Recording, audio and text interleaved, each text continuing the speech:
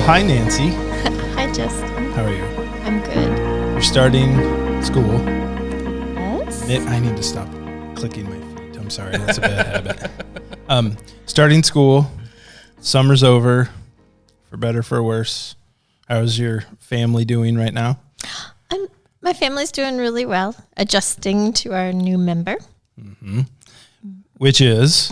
Hasha. Yes. Who's finally home, and she's having a few major adjustments with the temperature. Oh, really? Yeah. What's her typical home temperature? I don't think she has ever seen below 60. Oh, wow. Man. So when we went camping this weekend and it was 40, she thought we were all crazy. Really? Just wait till January. Oh, boy. We have a large box of hand warmers and lots of layers of clothes. I bet she's going to use them all. Mm-hmm. So you've had a lot of trips even this year to go visit and hopefully bring her home, but you finally brought her home for good? Yes. So it's official. It is official. It is official. She actually has to go to Detroit and do a swearing-in ceremony. Oh, cool. But we haven't got the date on that yet. But, yep, okay. She's home for good.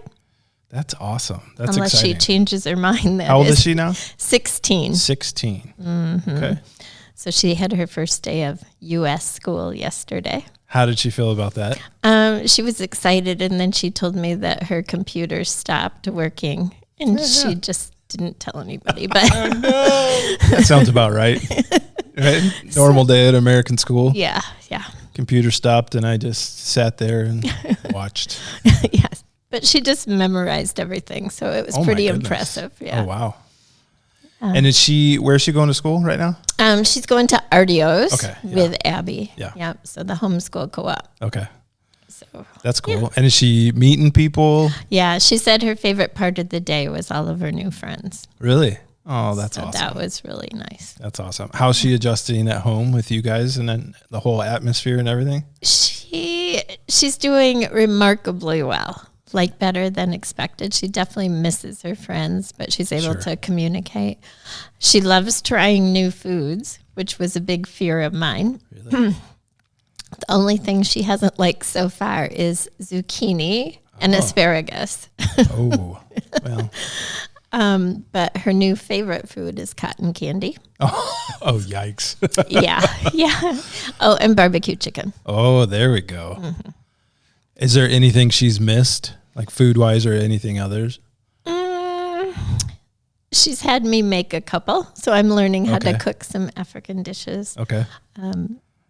I have to add a little more spice than what my other children are used to. But I think overall she's doing just really well. Do you have to put any hot sauces or any spices on the table for her to kick it up? Oh, yeah. Really? We have a lot of habanero peppers and serrano peppers in our house, and then just some ground pepper that we can add in a hurry. That's cool. Yeah. That's really cool. It's fun. And so, traveling around, even just around Muskegon, taking it all in, how does she feel about all that? It's just so exciting, and it kind of makes me sad that unfortunately she can't see any of it. But the sounds, the smells, the adventure. Yeah. It's all good. Has she been to the lake yet? She has several times. Really? How does she feel about that? She enjoys it. She went to the ocean in Sierra Leone, so it's a little bit different, but she was happy because we don't have trash all over our beaches. Oh, true. Mm-hmm. True. Nice sand. Mm-hmm. Is it louder for her here? Just in general, the atmosphere, cars, traffic, whatever? No, it's much quieter. Okay. Yeah. Okay. Over there, it's honking nonstop. Sure. So, yeah, she couldn't believe we were actually driving down the road and she didn't hear honking. Yeah. So, it's wow. nice. Yeah. That's exciting. Very polite around here, I guess. We are. Yes. I said if somebody's honking, you're in trouble. Yeah. Or you've been looking at your phone at a stoplight when you shouldn't be. That's right. Right? That's my experience, at least. Mine too. Guilty. Oops. So Haja's home. She's happy, safe and sound. Family's adjusting. Things are going well. So that's the Haja story. You have lots of other stories. Yes. I believe. Well, even the end of the Haja story really needs to be heard because let's hear it. On May 7th, which is Abby's birthday, I received an email saying that there's no way I could bring Haja home ever. And at this point, I had everybody involved that I could politically. In January, Abby and I flew over there to hand deliver a document that needed to be there in a hurry. And all of a sudden, they said that I wasn't there. So I provided lots of proof that I was there. So then they said, okay, I was there, but I handed in the wrong form. And so I had to try to prove, without proof, that I handed in the right form.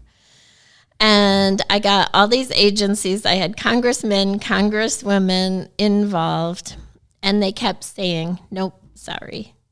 Is there a reason they're being so difficult, or is it intentional, or is it just who knows?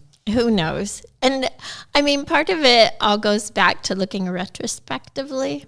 Like if I would have brought Haja home that time, I wouldn't have had God sightings on my next trip. Sure. So, I mean, yeah, it's all part of God's plan, which we don't know. Yeah. So I wanted to call a person I know who knows Trump personally. Oh, wow. And I'm like, okay, I'm going to wait for that for the last moment. And then that person called me and said, hey, is there anything I can do?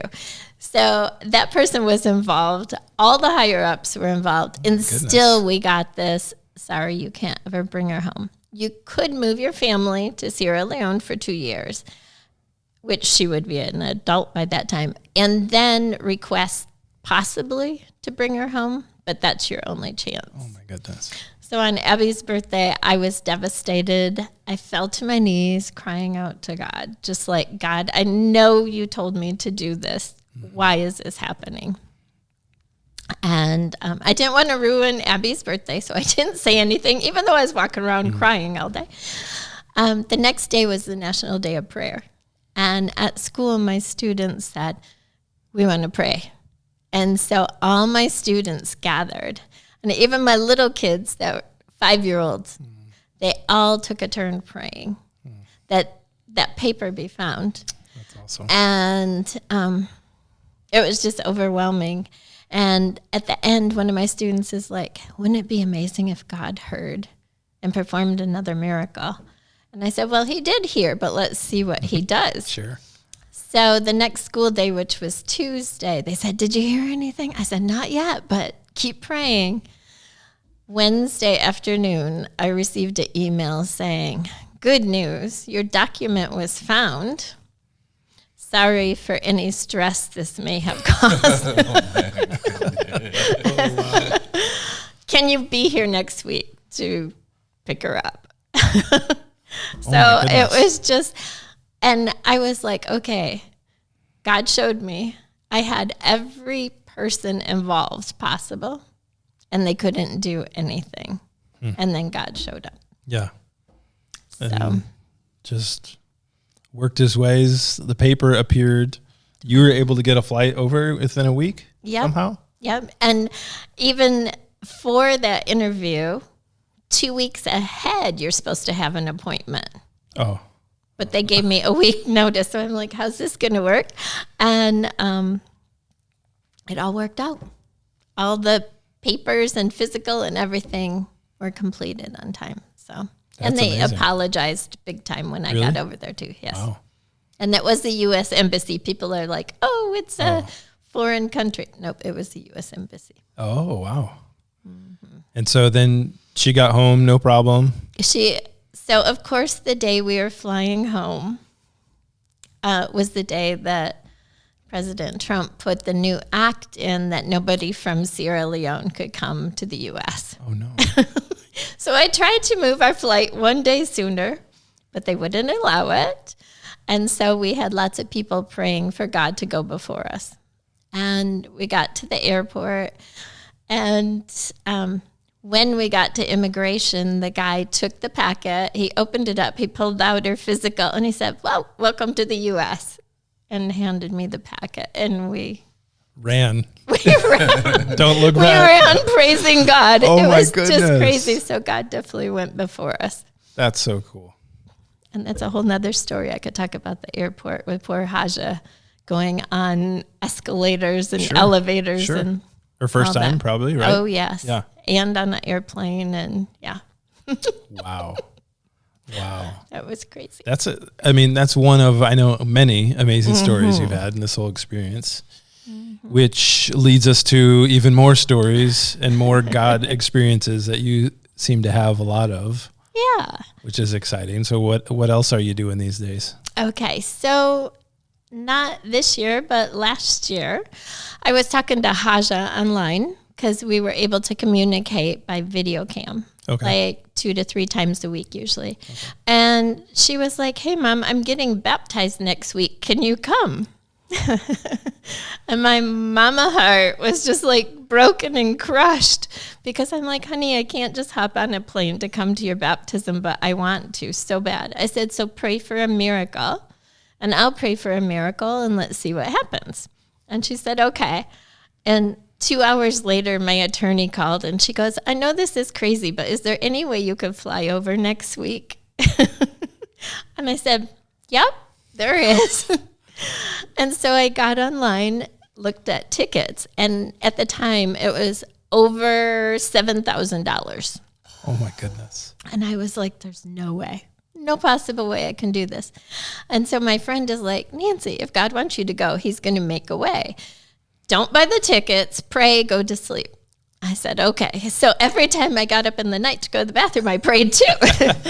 And so in the morning I prayed, and I'm like, God, I really need to fly out of Grand Rapids. This is going to be a quick flight, which is usually more expensive too, out of Grand Rapids. And I said, if you want me to go, show me. And I opened it up, and the price was $1,750 for the same ticket. Out of Grand Rapids, too. Mm-hmm. Oh, wow. So I'm like, here we go. So I was able to fly over, and I surprised her, which was wonderful. Yeah. Saw her baptism, which was absolutely amazing. While I was over there, I went to a celebration at her school. And as I'm sitting at the table, this man walked in I had never seen before. And God spoke to me and said, talk to that man. I'm like, okay, God, but who is he and what do I talk to him about? And so he sat down, and I was just in my mind trying to figure out what was going on. Hold on. Forgive me for interrupting. No. I feel like I've heard that a lot. God said to me. Do you hear that a lot? Oh, yeah. God saying to you? Does it sound like a voice? Does it sound like a sense in your heart? Like different ways, maybe? Definitely different ways. This was definitely a voice. Like, wow. I heard it loud and clear. Okay. All right. Sorry. And so then that's great. And so they introduced him, and he was a pastor. So he got up and he spoke, and he said, I'm sorry, I have to leave right after because I have another commitment. So he spoke and left. And I was like, wait, how am I supposed to talk to him? And so the next day I contacted the people that put the program together to get his information. Called and no answer, text, no answer. I'm like, okay, it's in your hands, God. So the next morning I got up and I prayed, and I'm like, God, I know you said to talk to him. You're going to have to bring him to me. I tried, and my phone rang. Guess who it was? He was calling you? Yeah. Wow. And he goes, hi, sorry, I was out of town. And do you have time to talk today? And I was like, sure. And so we met and we talked. That's kind of a tough subject because one of my children that is adopted came from a very satanic, demonic background. And so that is what I wanted to talk to him about. That's where God led me. And I said, you're probably going to think I'm crazy. This is what happened. And he started laughing, and he said, no, I'm I'm actually in charge of the deliverance team in our area. Oh, you're kidding. And like he could tell me stuff before I said it. It was just a very, very interesting conversation. Wow. And so he actually has been able to like pray over the phone and stuff and just really help us in lots of areas. So a couple months later, I received a call from him that his church had been attacked and vandalized. And so I really prayed and I started trying to help them figure out where to go, what to do. And I was able to raise enough money to have them purchase property and build a new church. Oh my goodness. And it was amazing to watch. They created, the whole church worked together. They created every block by hand. They would mold it. Where is this? In Sierra Leone. Okay. Yeah. So they handmade their bricks, got the land, put up a little church. Yep. Wow. And so it was amazing to watch. The church is in a very poor community. And so I decided, hey, let's do something nice for the family. Maybe we'll raise some chickens, get some chickens for each family, because that's like a big Christmas treat. Well, that didn't pan out. Other things happened, and so that didn't pan out. So in January, when Abby and I traveled, Pastor Timothy, who's the pastor, said, hey, I have this poultry proposal. And he showed it to me, and I'm like, whoa, that's a little bit more than what I was expecting. I was thinking like buying a few chickens, not like 500. Oh, wow. And I said, okay, well, that's something we'll think about and pray about, and we'll see what God does. Okay. And so on our flight back, or actually on the shuttle, on the way to the airport, a man walked by me and he had a chicken on his shirt. And I was like, how many people walk around with chickens on their shirt? This is just crazy. So we get to the airport. That's a whole nother story. Lots of stories there. And I'm like, I got to find the chicken man. So I find this guy, and I said, I'm sorry to bug you. What are you doing in Sierra Leone? And he said, oh, the company I work for helps businesses and people start poultry farms, chicken farms. You're kidding. No. And he sat by you on the trip to the airport. Yes. You found him once you got in the airport. Yes. He's the only person with a chicken shirt on, I assume. Yes. And I said, where are you from? He said, the Netherlands. Wow. I'm like, okay, God brings a man from the Netherlands, a woman from the U.S. to Sierra Leone. Wow. And so I told him about the church, and he said, oh, that would be wonderful. I'll give you the information of our contact person. And he said, but unfortunately, the city is in Bo. Guess where the church is? In Bo? Oh, really? Yeah. Oh. Goodness. So we were able to make the connection, and they have this amazing program, $1,000 for 500 chicks with all the food and medical. So as I came back and I was talking about it, a friend of mine was like, hey, I'll cover that money. I was like, no way. So then is what we had to do is raise money to build a poultry barn. Oh, okay. And on the same side as the church? Nope, it's Okay. a different site. Okay. Beautiful site. Okay. And we're this close to finishing.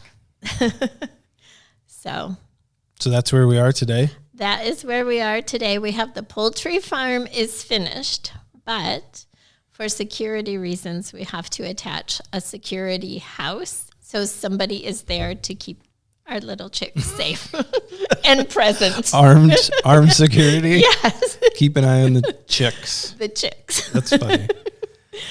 So, yes. So we're Wow. very, very close.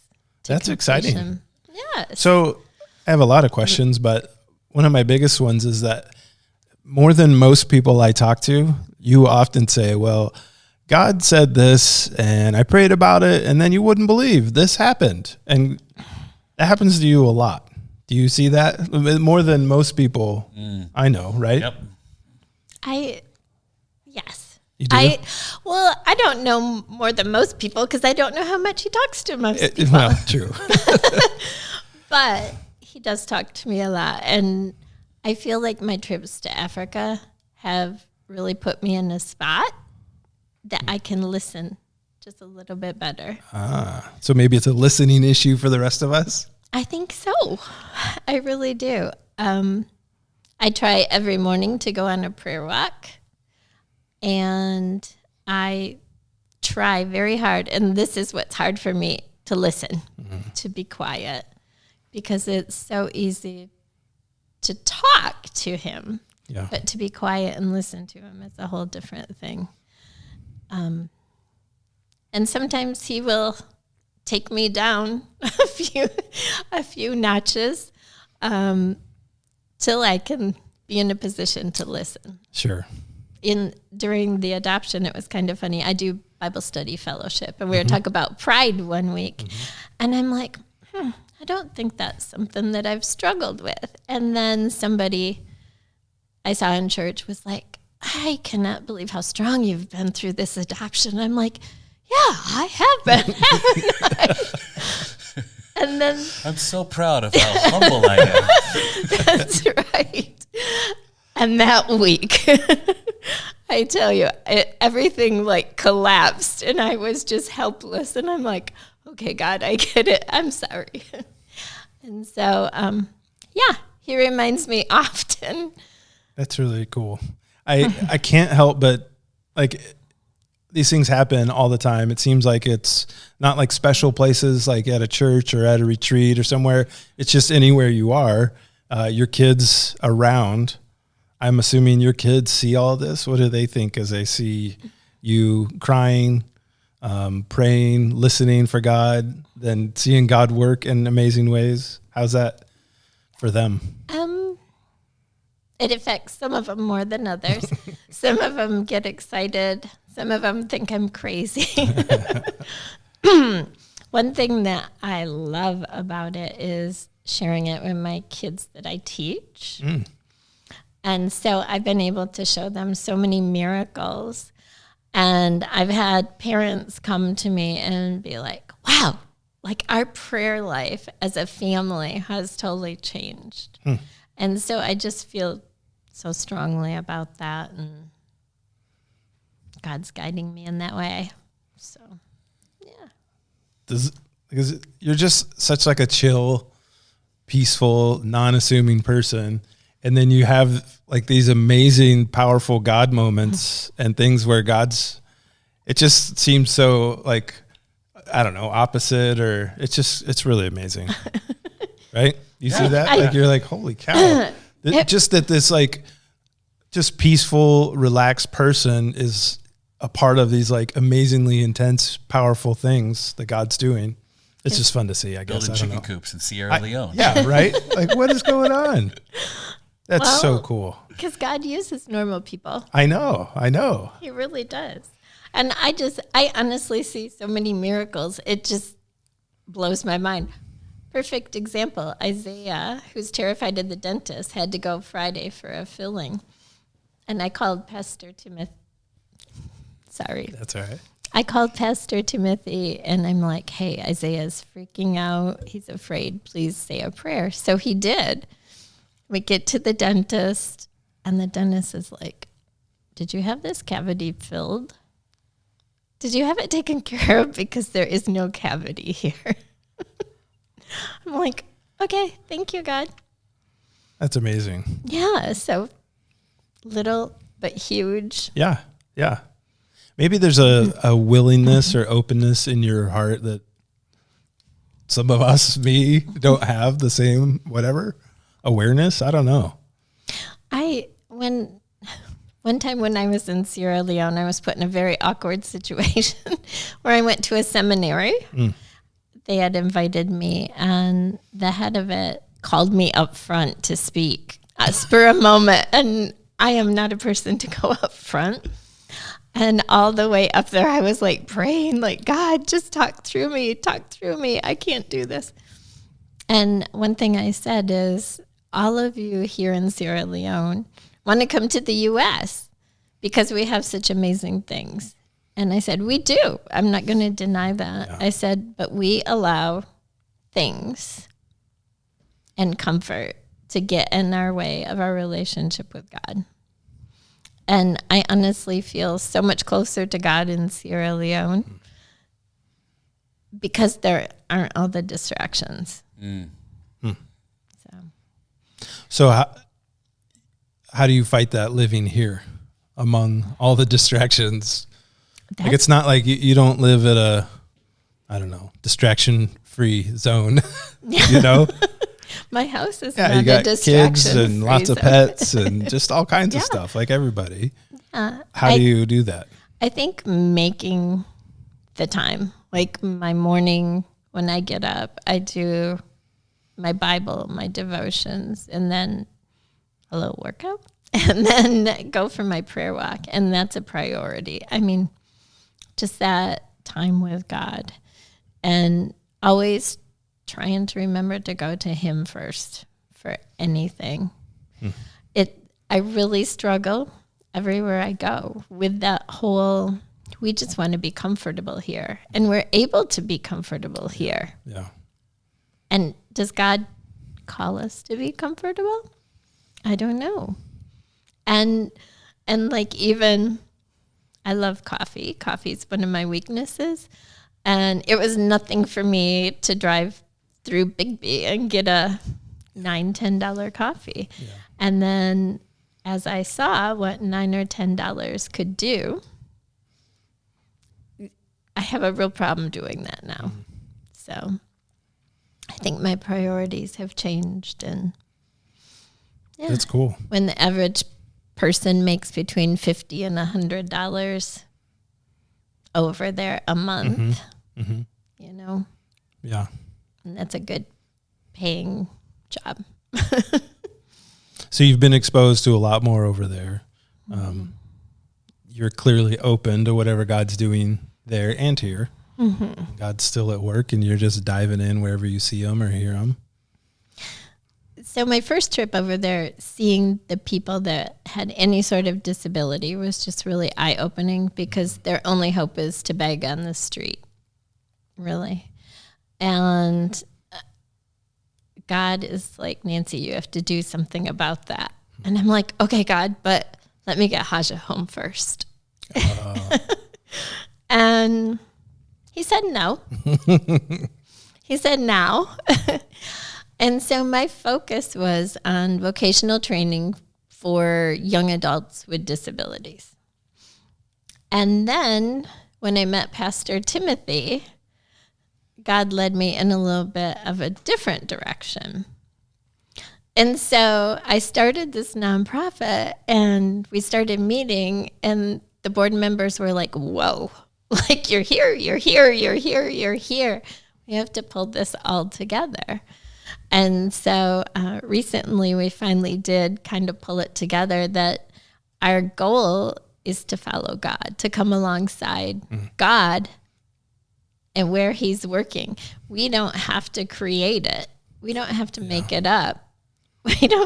He gives us our plan. He shows us where we're needed. So we have been able to, we started the poultry farm. We bought a KK to help them, which is a little vehicle. Okay. Oh, yeah, like a K truck? It's like I don't know. It's kind of like a golf cart that they drive on the road. Okay. Does it have a little bed in the back? No. Oh. It's only about that big. Okay. But it's like a little taxi that they raise money with. But that helps support their prison ministry. Recently, we had a school drive, which the church, many churches participated in. We were able to send 2 huge containers and 2 barrels full of school supplies over there. Wow. So really excited about that. They're starting, we visited the prison over there. I would not suggest that as a tourist place. That was a little scary. I bet. But they are starting a prison ministry over there with sewing. And so we sent some sewing machines over there. yeah.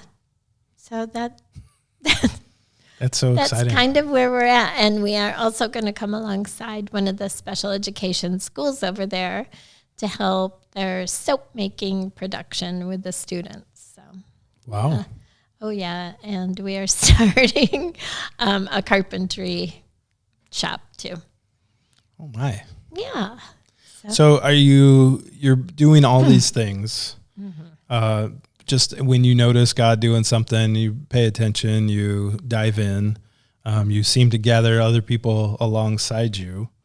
What else is happening over here? Like, what can our church be doing? What could we be doing to partner, to help, to, I don't know. The number one thing is prayer, of course. We do have a Facebook page, In Jesus' Name. Oh, okay.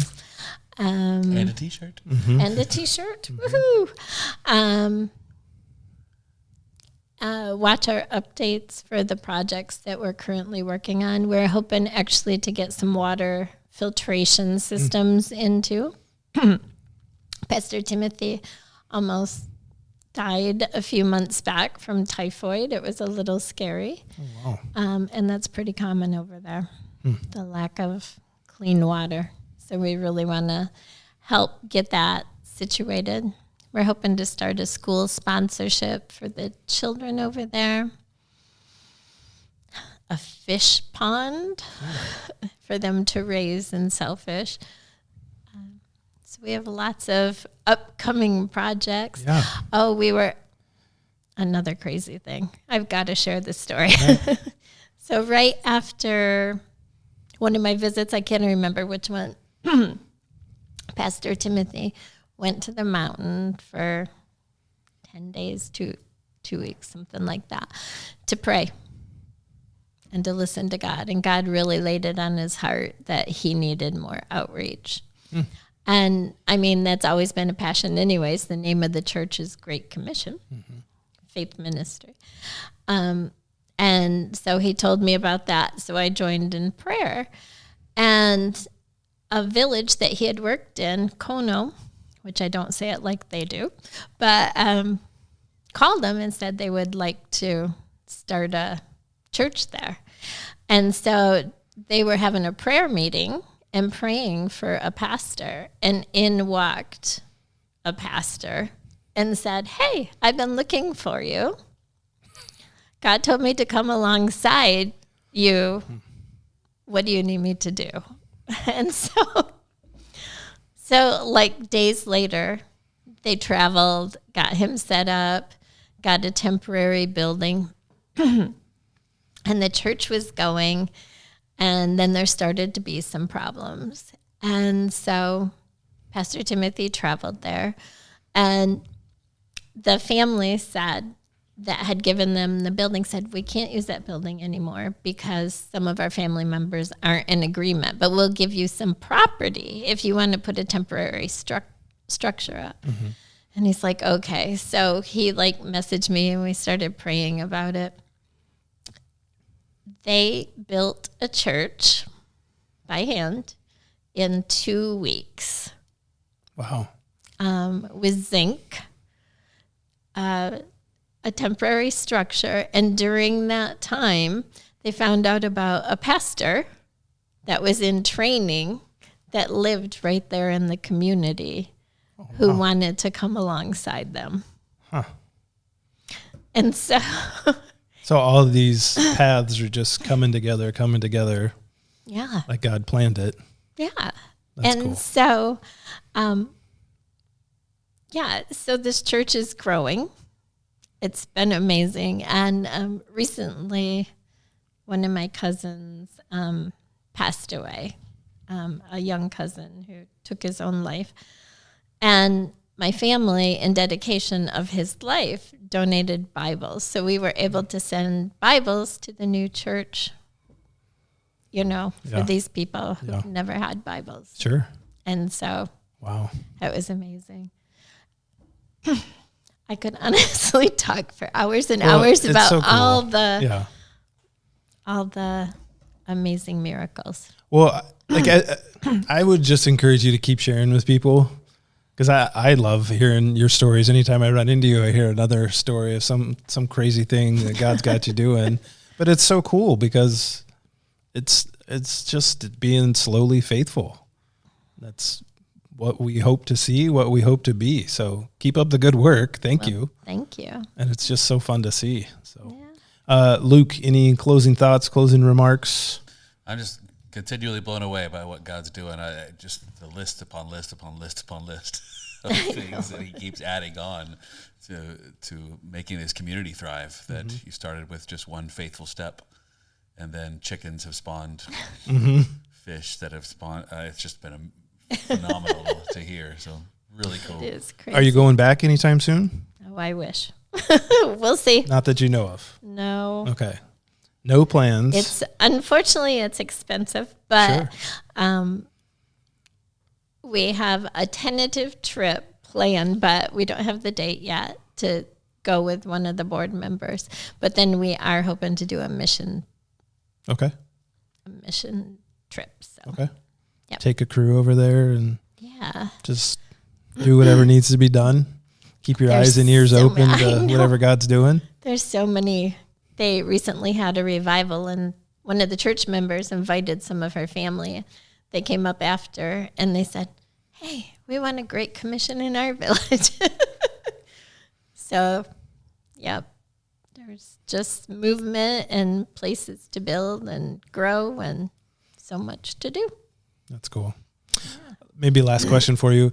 Do you talk to other churches, other ministries, and just share, like, hey, here's what's going on if you want to partner, or I could use some help? Or do you wander around a lot and kind of go on a circuit, or no? You talk so that is one thing that I'm working on very hard. So I do have a few other on my board, people from different churches, and they are encouraging me greatly to go to other churches to speak. Yeah. But that is an area where I struggle, and God is going to help me through that. So yes, that is my plan. That's cool. Well, I guess we'll see what God does, because that's what you've done all along, and then that's kept you in a pretty amazing job of helping other people and bringing people's gifts together. So cool. It's so exciting. I mean, just one thing. See, I could talk all day. No, one night, Pastor Timothy was supposed to send me some documents, and he's like, I can't because we have no power, so there's no lights. And I said, you don't have solar lights? He goes, no. I said, okay, that'll have to be a project. The next morning, I'm not joking, so not even 12 hours later, I went to a Christmas party for my work. And one of my coworkers walked up, and she goes, hey, Nancy. I said, yeah. She goes, do you know any ministries that need solar power lights? Are you kidding? Oh, I just fell over laughing. Awesome. So I hadn't even prayed about it, but God heard it. Yeah. And He knew. That is so cool. Well, I look forward to opportunities that our church and other people have just to dive in and encourage you and just go alongside you as you follow God. Thank you. Yeah, thanks so much for sharing your stories. Appreciate it. Luke, you'll add the details, links, and everything. Yeah, we'll put it in. Give me all the stuff. We'll throw it in. Awesome. That's good. Thank you.